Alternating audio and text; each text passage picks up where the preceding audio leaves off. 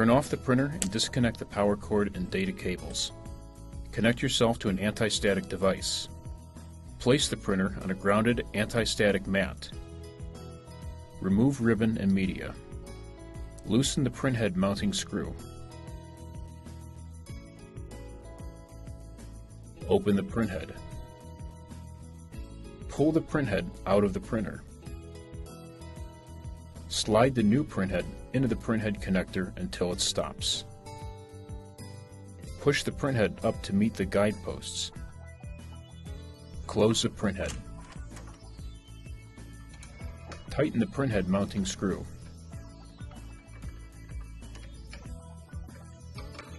Open the printhead.